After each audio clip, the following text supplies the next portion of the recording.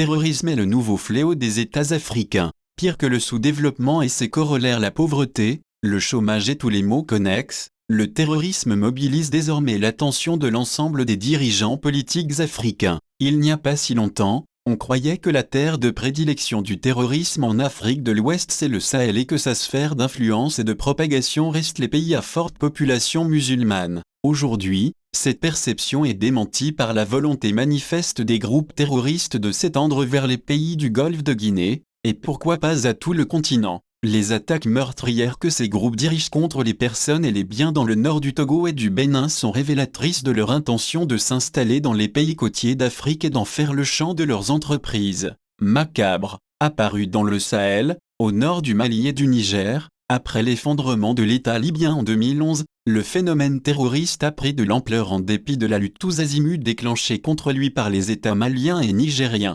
soutenus par la France dans les opérations militaires Serval et Barkhane et les Nations Unies dans leur mission multidimensionnelle dénommée la MINUSMA. En dehors du Sahel, le terrorisme s'est déjà signalé par sa violence meurtrière en Somalie et au Kenya, avec le groupe armé Al-Shabaab, et au Nigeria avec la redoutable secte Boko Haram. La véritable inquiétude aujourd'hui est le déplacement du phénomène vers les pays côtiers, Côte d'Ivoire, Togo, Bénin, qui sont depuis peu les cibles de fréquentes incursions des groupes armés terroristes dans les zones occupées par les forces de défense et de sécurité. Ces incursions armées occasionnent de nombreuses pertes en vies humaines dans les rangs des militaires et au sein de la population civile et endeuillent profondément les familles. Pour venir à bout de ce fléau destructeur, les conférences et les réflexions se multiplient en vue de trouver les voies et moyens de vaincre cet ennemi, qui impose aux États une guerre asymétrique dans laquelle ils se trouvent partout et nulle part. Tout conviennent, y compris les plus grands spécialistes de la question,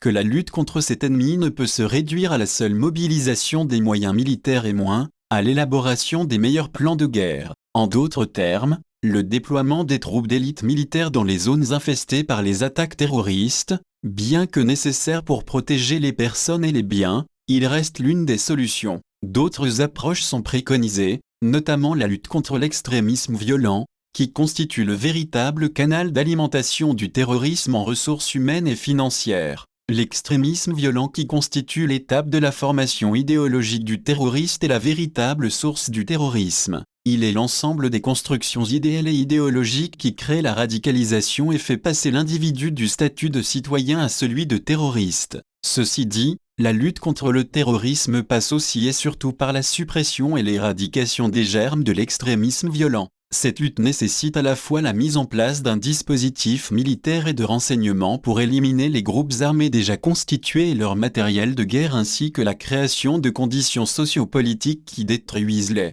terreaux des idéologies extrémistes. Il s'agit pour les États de chercher à corriger au sein de leur société les sources des frustrations et tous les éléments susceptibles de conduire les citoyens à la radicalisation. Ce combat doit permettre à court et moyen terme de couper la passerelle entre les populations et les terroristes, ce qui les empêcherait de bénéficier des complicités pour préparer leurs attaques. Et surtout qu'ils rencontreraient des difficultés à trouver du personnel à recruter pour grossir leurs rangs. La démocratie, la vraie réponse à l'extrémisme violent. La démocratie, en tant que système de gouvernement et forme d'organisation sociale, est la solution par excellence au terrorisme. C'est un pacte social qui doit mettre d'accord tous les citoyens d'un État sur la manière de gérer les richesses et les répartir, d'organiser les libertés publiques et individuelles, de supprimer les injustices et faire en sorte que les citoyens aient une égalité de chance, et d'organiser la dévolution du pouvoir. Le système démocratique organise la façon dont les citoyens et les groupes constitués doivent revendiquer leurs droits et exprimer leurs désaccords en recourant aux voies et moyens légaux prévus par les lois.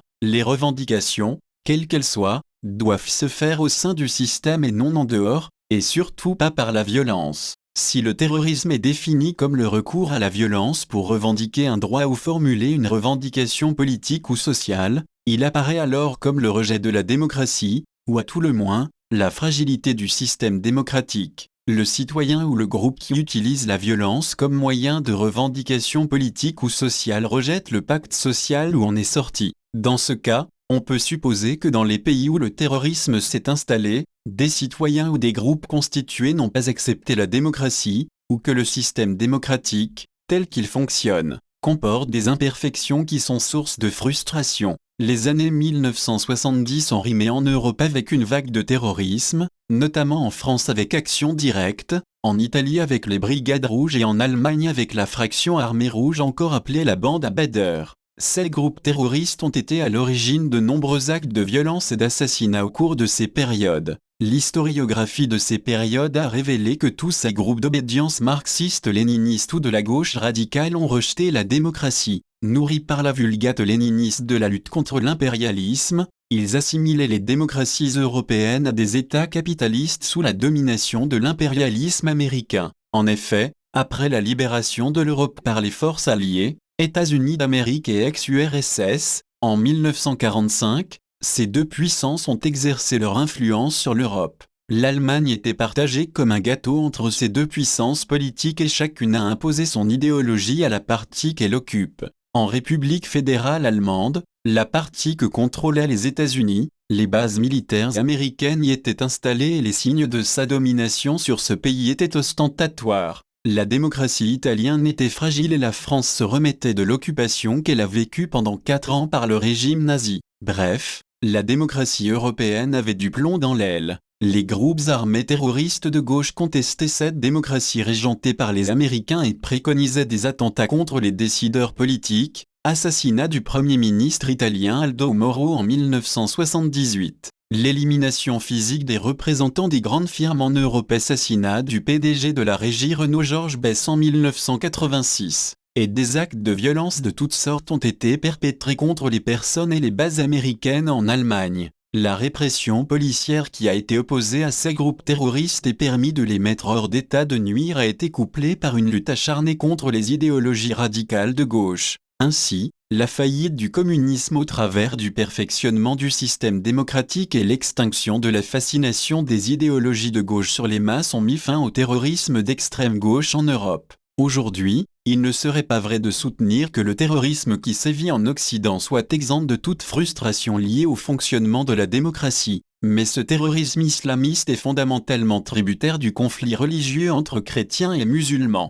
Bien que le terrorisme islamiste recrute du personnel dans les populations que la démocratie occidentale a laissées sur le bord de la route, il faut reconnaître qu'il reste l'apanage de gens issus de la religion musulmane, plutôt que de citoyens occidentaux revendiquant l'avènement d'un nouvel ordre politique. En Afrique, les démocraties en construction ne sont pas de vrais pactes sociaux qui organisent des sociétés justes et égalitaires. De larges pans de la société ne se retrouvent pas dans le contrat démocratique d'autant que le fonctionnement du système a accentué les inégalités et ne donne aucune chance à une grande frange de la société de jouir des biens communs que l'État produit pour le bonheur des citoyens. Les injustices et les tares que produit le système sont les causes des frustrations qui créent et nourrissent les idéologies extrémistes. Les coups d'État qui ont eu cours en Afrique de l'Ouest dans les périodes récentes, parfois contre des chefs d'État élus, feu Ibrahim Boubacar Keïta au Mali et Christian Kaboré au Burkina Faso, sont des preuves de la désillusion du système démocratique en Afrique. La floraison des foyers de terrorisme et la facilité que rencontrent ces groupes pour pénétrer dans les pays et recruter du personnel sont aussi la conséquence de la fragilité des démocraties africaines. Les citoyens qui se font complices de ces groupes armés et se laissent parfois enrôler par ceux-ci sont les frustrés du système démocratique. Les deux grands préalables à la lutte contre le terrorisme. La lutte contre le terrorisme commence par la mise en place d'un système démocratique qui prend en compte les fondamentaux de cette forme d'organisation sociale et politique. Il s'agit de faire adhérer l'ensemble du corps social d'un pays à un vrai pacte social qui garantit le bonheur à chaque citoyen, quel qu'il soit et d'où qu'il vienne. Cette démocratie doit organiser en son sein la formulation des revendications à travers des mécanismes pacifiques, excluant toute forme de violence. Cela exige que la société donne une égalité de chance aux citoyens et permette à chacun d'accéder au rêve qui correspond à ses compétences. En seconde position, il faut que les décideurs politiques travaillent pour susciter une véritable union sacrée autour de la lutte contre le terrorisme. À ce moment, il faut que le problème soit posé comme une lutte nationale qui transcende les bords politiques et les divergences. Une entente entre les élites pour lutter ensemble contre le terrorisme et l'extrémisme violent devrait forcément faire naître une solidarité nationale qui ferait reculer le phénomène et créer la peur chez les terroristes. Dans ce sens, Le gouvernement togolais doit aller plus loin que la rencontre qu'il a organisée entre les acteurs de la classe politique le 04 août 2022 autour de la problématique de la lutte contre le terrorisme et l'extrémisme violent. Cette initiative a été saluée et l'ensemble de la classe politique a souhaité que la concertation et les échanges d'idées et d'informations soient poursuivis. Le terrorisme est un fléau dévastateur qui met en péril l'État et la nation. Devant ce péril collectif, qui fait de chacun une victime potentielle, aucune divergence politique ne résiste, aucune démarche individuelle ne trouve raison. C'est ensemble que les citoyens doivent se lever pour lutter contre le terrorisme et l'extrémisme violent. Par Fulbert Sassou Atisso, écrivain et consultant en communication.